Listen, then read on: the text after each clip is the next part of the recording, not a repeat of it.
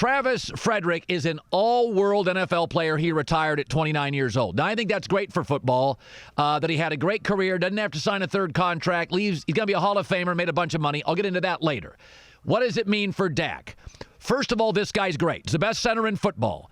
The last 2 years, the Cowboys' rankings with Travis Frederick, yards per play, number 1.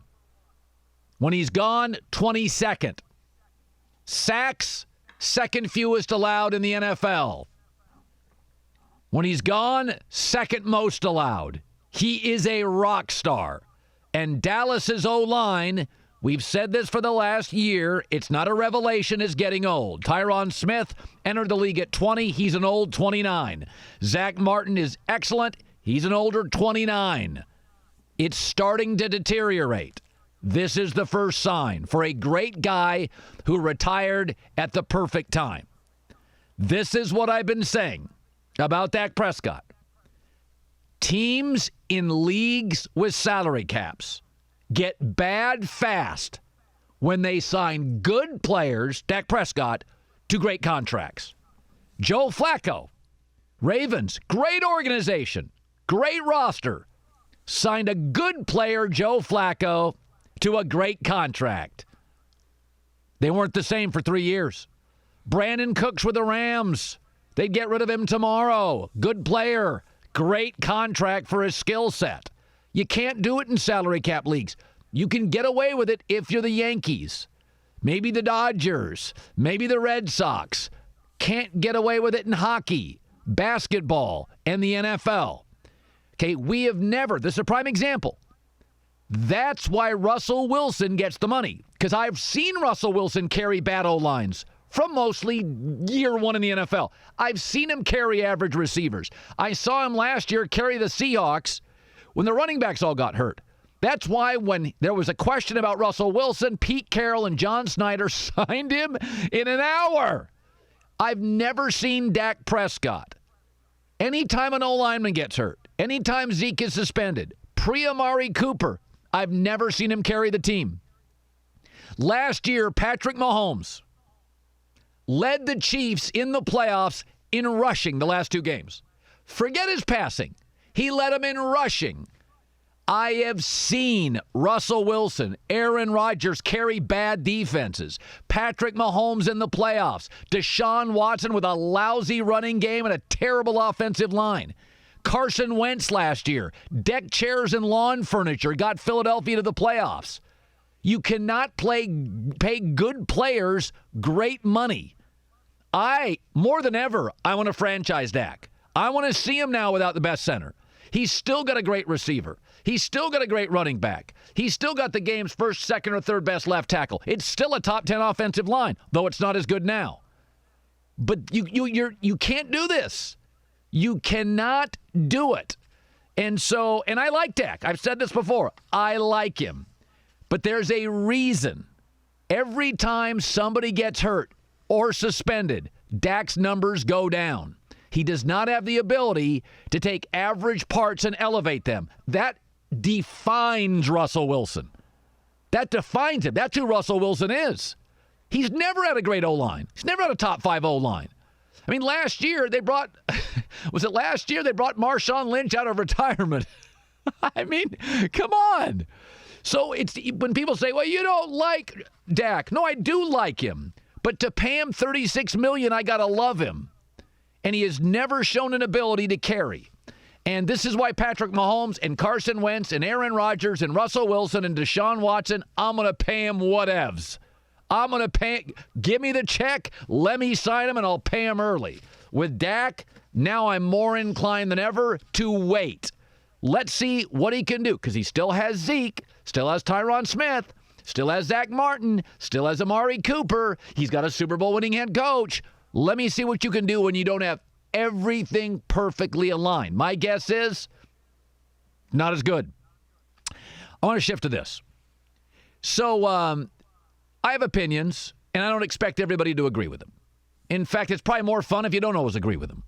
I don't think I'm a contrarian. I tend to see things through a business perspective, although I'm pro mobility. I'm pro mobility for players, not because I love all the players, because I think from a business standpoint, all Americans have the right to be mobile. So I'm going to support a Kevin Durant. I'm going to support a LeBron James. I'm going to support great players, baseball players, Mookie Betts going Boston to Los Angeles. I support all players all the time having mobility because it's good business.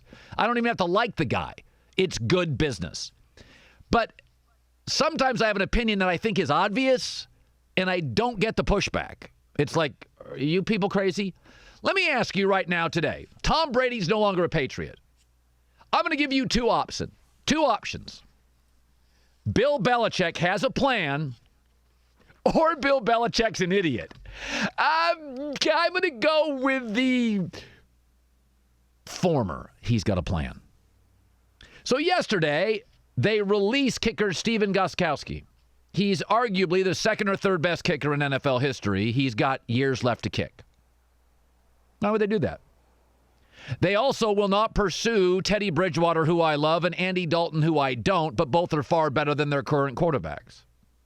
They also let their two best linebackers, two most productive linebackers, go. It's interesting. It's almost as if they have a plan. You're not going to tank. It's not tanking. Did Miami? We called it tanking, right? But in the end, you can build a culture without going 17, 16-0. Miami built a great culture last year and started terribly. You think New England's culture is going to erode because they lose a bunch of games 27-23 now because they have the worst weapons in the league in Jarrett Stidham and don't even have their kicker? Belichick, folks, is not winging it. He's got a plan. He's manipulated officials. He's manipulated game plans. He's manipulated opposing coaches. He manipulates everybody in the league. You think he's just winging it? This dude's got a plan for lunch. You think he's winging it? Think about this. Who has the most picks in this year's NFL draft? Miami. Oh, that's right. Brian Flores used to be a Patriot. Who has the second most picks in this draft? Oh, Bill Belichick. He's a Patriot. You think they just stumbled into those? Oh, my gosh, we got 13 draft picks. Where did they come from? Both have a plan. I said this last year. Joy as my witness. We both said this. Even when what were the Dolphins at one point? They were 0 in September, and everybody was banging on them. And Joy and I went out and said, I love what they're doing. They're playing their butt off. They got rid of a lot of good players, but I remember we said there's being bad and there's being bad with a plan. Miami was bad with a plan, and by the end of the year, they won 5 of their last 9 games. Think about this. Belichick has 12 draft picks for this draft. Next year, they're going to get a compensatory pick for Brady, Jamie Collins, and Van Noy. They're going to move these picks to next year's draft, several of them, because they have automatically 7. The compensatories give them minimum 10, maybe 11 eventually. They'll move 2 or 3 picks then from this draft where they have 12 to next year's, and they will have 13 picks, 14 picks in next year's draft. And 2 great quarterbacks coming out. Cincinnati's going to be bad. Let's say they end up with a number 1 pick. They're not going to take one, Joe Burrow. Bill Belichick calls and says, you want 9 picks? You think Cincinnati's going to turn that down? In a division with Big Ben, Lamar Jackson, and Baker Mayfield and those rosters, Cincinnati gets their quarterback this year. They're going to turn that down. Belichick's got a plan. The plan is moving picks he has this year to next year, going into next year's draft with his normal picks, his multiple compensatories, a handful pushed to next year, having 12 to 13 or 14 picks, willing to give up 9 if they go 6 and 10, lose a lot of close games, maintain the integrity of their culture in a draft with the 2 best college prospects since Andrew Luck. They don't have to be the worst team in the league. If Cincinnati's the worst, they're not going to take 9 picks from New England. If the Giants are the worst, and they'll be bad, they're not going to take 9 picks. They don't need to get Trevor Lawrence. They could get Justin Fields. They just need one of the 2. This is amazing to me. This is not difficult. They don't need all their picks this year. They're going to get compensatories for Brady and Collins and Van Noy. They're going to move a handful of picks this year to next. And they're going to have 8, 9 picks they're willing to give to every team above them in the draft that already has a quarterback. Arizona could be bad. They're not going to draft another quarterback. Cincinnati, Giants could be bad. They're not going to draft another quarterback. You don't think the Giants or the Bengals or Arizona wouldn't take 8 picks from New England if the Patriots finish 6-10 and call and say, we want a quarterback? Kyler Murray needs help. Daniel Jones needs help. Joe Burrow's going to need help. Many of the bad teams next year, except Jacksonville, they'll probably draft a quarterback. Many of the bad teams have a quarterback.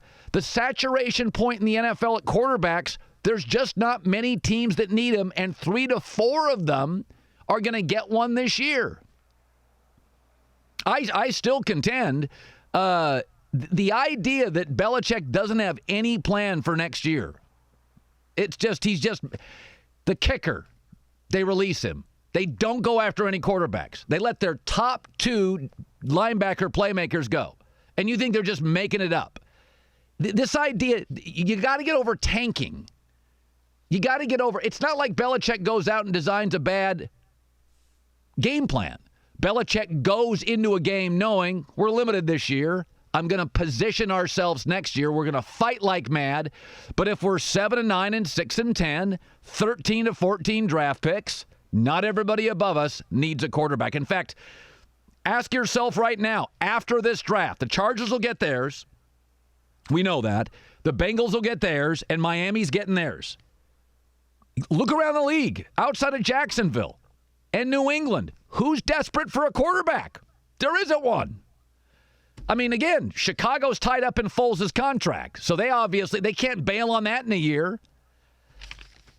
This is not a difficult one, right? You think either Belichick's dumb or has a plan. Which one do you think sounds right? They're not winging it here.